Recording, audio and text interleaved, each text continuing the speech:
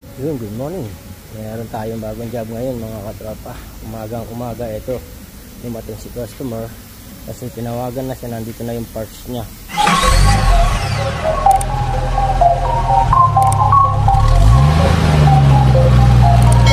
The Mechanic TV. Who made this? The Mechanic TV channel, dito ay manood ka. Click mo subscribe button, click yung bell, updated ka sa mga paparating namin na gawain. Alam mo na, subaybayan galaw ni Sir Edgar, manapat The manood Mechanic ka. TV.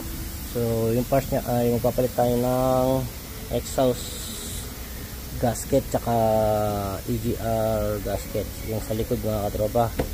Bakit ba tayo magpapalit? So yun, bibigyan ko lang kayo ng konting tips. Yung issue kasi nito mga katropa, sa high rev, sabi ni customer, may sumisipol mga katropa, sumisipol. So baka naka-encounter kayo na pag nire-revolution nyo sumisipol, parang kung iisipin nyo turbo yung sumisipol. So pwede naman kasing turbo yung maging issue, kaya lang siyempre wag muna kayong pupunta sa turbo agad-agad kasi medyo may kamahalan yung turbo. Mamaya magpalit kayo, ganun pa rin.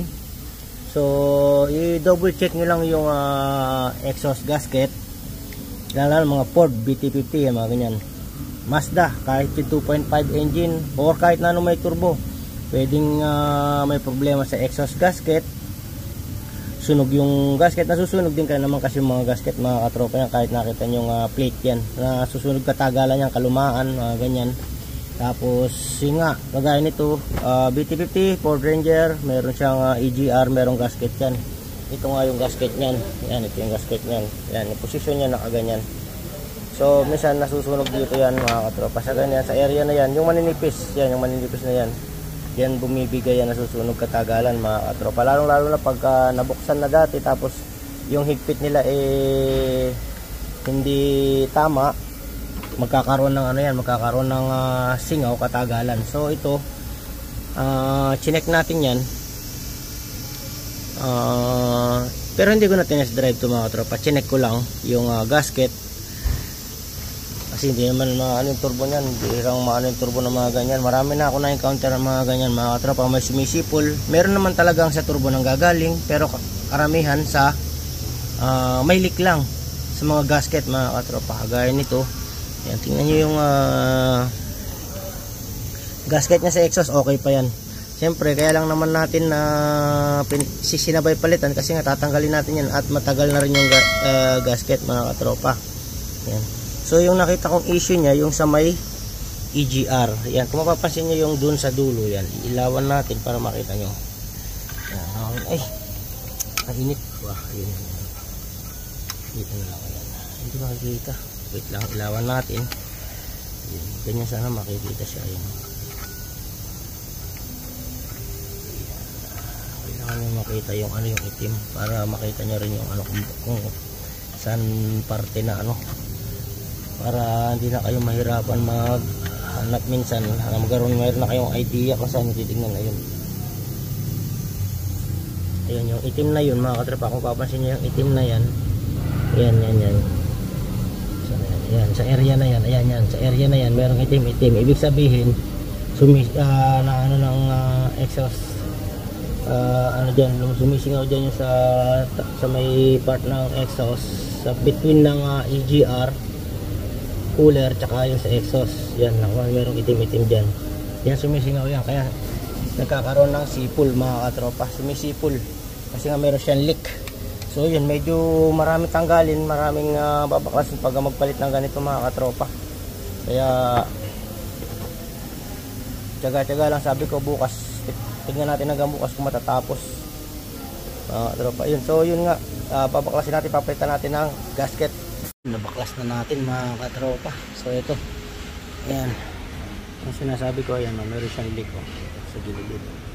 Ayan yung leak niyan, kaya nagkakaroon siya ng whistling sound. Tsaka isa ko pang nakita ito, yan, sa may between ng exhaust sa turbo, meron siyang konting ano dito, siguro dito sa area na to, tatighten lang natin. So dito, ito papalitan natin siya ng ganito. So manipis na yung kanyang gasket, kaya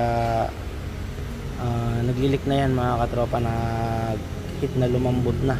Ayan, so papalitan natin at itong si exhaust sasabay na natin, gasket. Ayan, so yun, shortcut lang din sa pagtanggal para hindi na maraming masyadong trabaho at hindi natin ibababa ng buo mga katropa. So yung whistling sound is pwedeng mangyari sa mga may turbo na sasakyan kung mayroong leak. Siyempre unang-una gaya sinabi ko, titingin muna kayo sa mga leak ng exhaust, kung saan parte ng turbo system na mayroong leaking. Baka sa gasket lang. Ayan,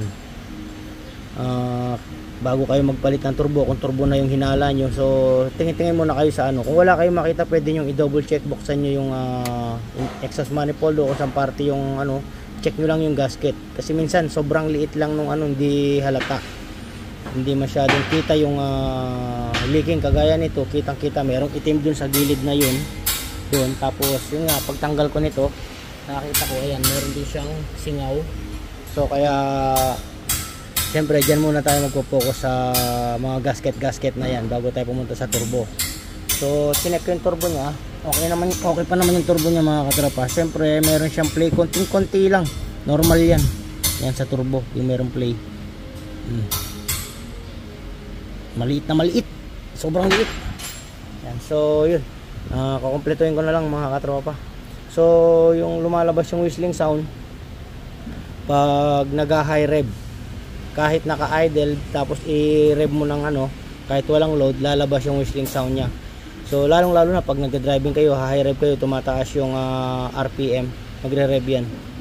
So yun lang mga katropa, yung basic natin sa whistling sound.